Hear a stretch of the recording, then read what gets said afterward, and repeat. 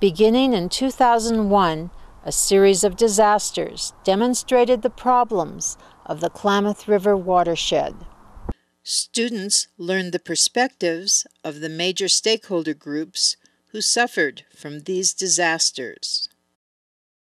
In the drought year of 2001, competition for water was framed as farms versus fish. Irrigation water was cut off to 1,200 project farms to protect the endangered Lost River chwam and short-nosed kapto, as well as the threatened coho salmon, all listed under the Endangered Species Act. That summer, project farmers saw their farms turn to dust and their bills pile up unpaid. Farm workers lost their jobs. Businesses related to farming, from equipment rentals to seed and fertilizer companies, lost revenue.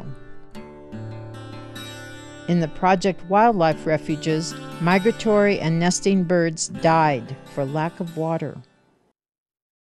2001 was a real disaster because it was a total irrigation cutoff, and you had fields that lay fallow from the prior year's harvest of potatoes and onions, and they were just erupting in giant windstorms. You had neighbors that were depressed and despondent, and many neighbors went broke, and you had a breakage of trust in that the World War I and World War II veterans received homesteads via lottery and national press, and big heroic thing to settle the land and start up a farm and grow food for the nation and the world. And so 2001 was just it was just like we couldn't put our minds around it.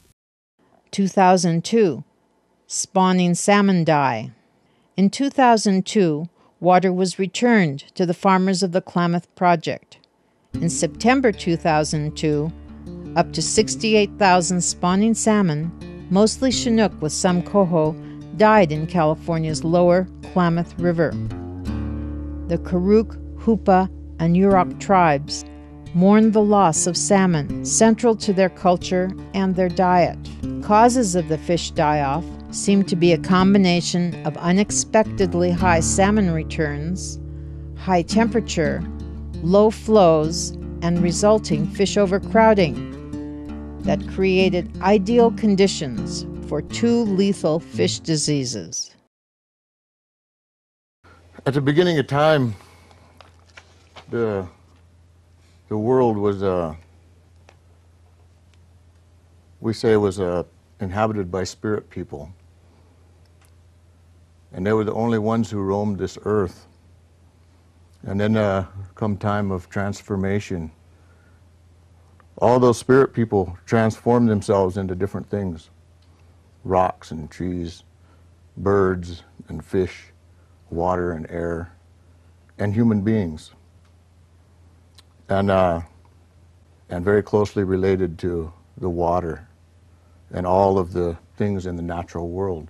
I was born on the Klamath River, and I live about 100 yards from where I was born, having responsibilities from a very young age, providing for my people, providing food for not only for sustenance for my own family, but for fulfilling a responsibility as a dance-owning family and inheriting the birthright myself as the carrier for my family.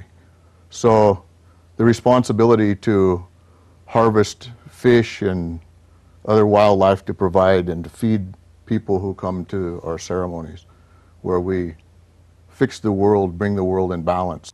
When we talk about 3,400 people and an annual harvest of less than 200 fish last year, and then how that translates. How it translates to our people is, today is we have 3 times as likely to have deadly diseases like diabetes than the rest of the population. 4 times as likely to suffer from high blood high blood pressure and heart disease. The Klamath tribes faced a similar disaster when their Lost River Chwam and Short-nosed Kapto sucker fisheries were closed several decades earlier. In 2006, low numbers of adult salmon were predicted to return to spawn in the Klamath River. To protect future salmon populations, commercial and recreational salmon fishing was closed along 780 miles of Oregon and California coast. Fishing families struggled to make a living as their boats lay idle in the harbor. Businesses related to commercial and recreational fishing, from restaurants and ice plants to campgrounds, lost revenue. In 2008 and 2009, salmon fishing has been closed again along the Oregon and California coast. This time because of low predicted salmon returns to California's Sacramento River. The salmon closures that have happened over the last several years means no work for fishermen. It means no work for people who supply products to fishermen like hooks and lures and fuel for boats. Boats sit idle. Machinery gets unworkable when it does sit idle like that. In a fishing town, the fuel people don't sell fuel. So there's a lot of other people that don't work and are dependent upon the fishing besides just the fishermen themselves. One of the other things that happen when there's no season is that the markets that fishermen have to sell their fish to, they lose these markets to other products. And so that means that if there is ever a salmon season again, and hopefully there will be, but who knows, they will have to look for markets, places to sell their fish to.